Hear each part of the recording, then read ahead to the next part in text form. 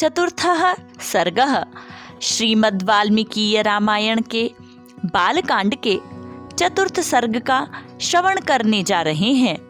इस चतुर्थ सर्ग में महर्षि वाल्मीकि जी द्वारा बताया गया है कि रामायण 24,000 श्लोकों से युक्त है तथा इसको सर्वप्रथम महर्षि द्वारा लवकुश को पढ़ाया गया था। लवकुश मुनि मंडली में रामायण का गान किया करते थे। वहां पर उनकी बहुत प्रशंसा हुआ करती थी। इसके पश्चात उन्होंने अयोध्या में श्री राम के द्राम दरबार में भी रामायण का गान किया है। इस विषय को बताया गया है। यहाँ पर मैं एक बात बताना चाहती हूँ। कुछ विद्वानों में इस विषय पर बड़ा मतभेद होता है कि क्या सच में पूर्व काल से ही रामायण में 24,000 श्लोक थे। कुछ लोग कहते हैं कि रामायण में केवल 8,000 श्लोक थे। आगे बढ़ते बढ़ते पांडुलिपि में कुछ मिश्रण होता गया और इसमें कुछ श्लोकों की मिलावट हुई। उन मिलावट के कारण ही आज का जो स्वरूप है रामायण का वह 24,000 श्लोकों वाला है। लेकिन फिर भी यदि इसमें मिलावट है भी तो भी वह राम के चरित्र को ही दर्शाती है। ये हमारा विषय नहीं है कि रामायण में श्लोकों की संख्या कितनी है। हमारा विषय इतना है कि हम राम के चरित्र को महर्षि वाल्मीकि जी द्वारा विरचित इस रामायण काव्य के द्वारा जान सकें।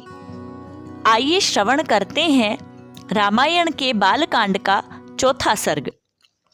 प्राप्त राजस्य रामस्य वाल्मीकिर्भगवान् ऋषि चकार चरितं कृत्स्नं विचित्रपदमर्थवत्।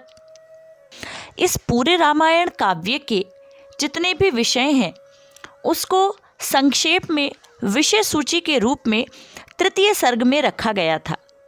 इस चतुर्थ सर्ग के प्रारंभ में बताया जा रहा है, श्री रामचंद्र जी जब वन से लौटकर राज्य का शासन अपने हाथों में ले लिए थे, उसके बाद भगवान वाल्मीकि मुनि ने उनके संपूर्ण चरित्र के आधार पर विचित्र पद और अर्थ से युक्त रामायण नामक काव्य का निर्माण किया। 24,000 श्लोकानामुक्तवान् ऋषिः तथा सर्गशतान् 5 षट्काण्डानि तथोत्तरम्। इस रामायण काव्य में महर्षि ने 24,000 श्लोक, 500 सर्ग तथा उत्तर कांड सहित 7 कांडों का प्रतिपादन किया है। कृत्वा तु तन्महाप्राज्ञः सभविष्य सहोत्तरं चिन्तयामास कोन्वेतत् प्रयुञ्जीयादिति प्रभुः। अब महर्षि को एक चिंता हुई। भविष्य कांड तथा उत्तर कांड सहित समस्त रामायण पूर्ण कर लेने के पश्चात सामर्थ्यशाली महाज्ञानी महर्षि सोचने लगे कि ऐसा कौन सा शक्तिशाली पुरुष होगा जो इस महाकाव्य को पढ़कर संपूर्ण जन समुदाय को यह सुना सके। तस्य चिन्तयमानस्य महर्षेर्भावितात्मनः अगृहीणीतां ततः पादौ मुनिवेशौ कुशीलवौ। शुद्ध अंतःकरण वाले उन महर्षि के इस प्रकार विचार करते ही मुनिवेश में रहने वाले राजकुमार कुश और राजकुमार लव ने आकर उनके चरणों में प्रणाम किया।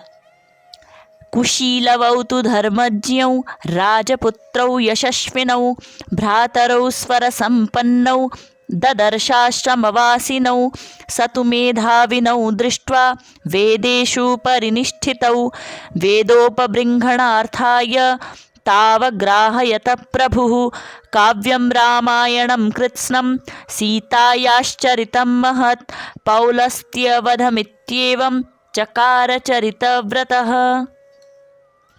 धर्म के ज्ञाता राजकुमार कुश और लव दोनों भाई यशस्वी थे। उनका स्वर बहुत ही मधुर था। वे मुनि के आश्रम पर ही रहते थे। उनकी धारणा शक्ति अद्भुत थी तथा वे दोनों ही वेदों में पारंगत हो चुके थे। भगवान वाल्मीकि जी ने उनकी ओर देखा और उन्हें सुयोग्य समझकर उत्तम व्रत का पालन करने वाले उन महर्षि ने वेदार्थ का विस्तार के साथ ज्ञान कराने के लिए उन्हें सीता के चरित्र से युक्त संपूर्ण रामायण नामक महाकाव्य, जिसका दूसरा नाम पौलस्त्यवध अथवा दशानन वध था, उसका अध्ययन करवाया। पाठ्ये गेये च मधुरं प्रमाणैस्त्रिभिरन्वितं जातिभिः सप्तभिर्युक्तं तन्त्रीलय समन्वितं रसैः शृङ्गारकरुण हास्यरौद्रभयानकैः वीरादिभिरसैर्युक्तं काव्यमेतदगायताम्। यह रामायण काव्य कोई सामान्य काव्य नहीं है। यह काव्य पढ़ने में, गाने में मधुर, द्रुत, मध्य और विलंबित इन तीनों गतियों से अन्वित, षड्ज आदि सप्त स्वरों से युक्त, वीणा बजाकर स्वर और ताल के साथ गाने योग्य तथा श्रृंगार, करुण, हास्य, रौद्र, भयानक, वीर आदि सभी रसों से अनुप्राणित है। दोनों भाई कुश और लव उस महाकाव्य को पढ़कर उसका गान करने लगे। तौ तु गांधर्व तत्त्वज्ञौ स्थान मूर्छन कोविदौ भ्रातरौ स्वर संपन्नौ गंधर्वा विवरूपिणौ। वे दोनों भाई गांधर्व विद्या का तात्पर्य है संगीत शास्त्र के तत्वज्ञ थे, अर्थात ज्ञाता थे।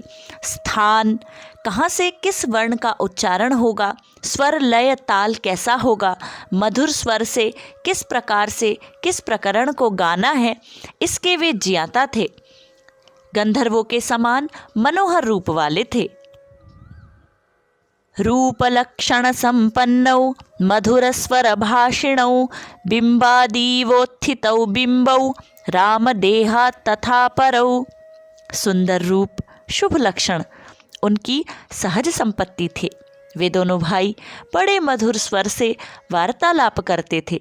जैसे बिंब से प्रतिबिंब प्रकट होते हैं, उसी प्रकार श्री राम के शरीर से उत्पन्न हुए वे दोनों राजकुमार दूसरे युगल श्री राम ही प्रतीत होते हैं।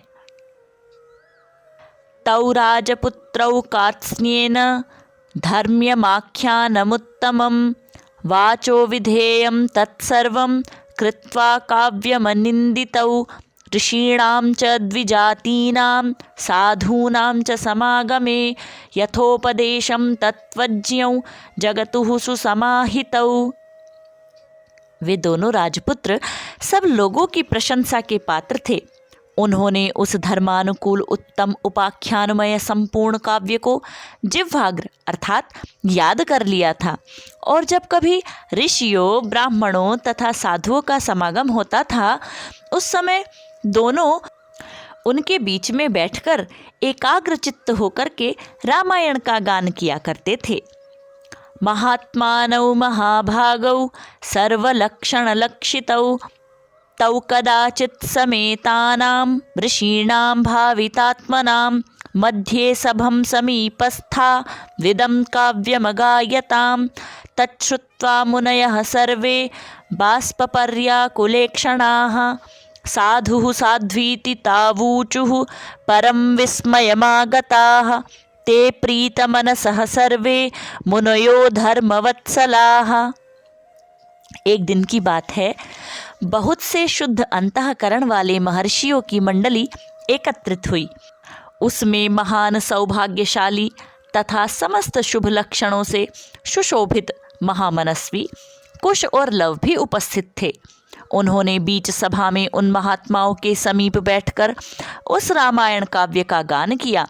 उसे सुनकर सभी मुनियों के नेत्रों में आंसू भर आए।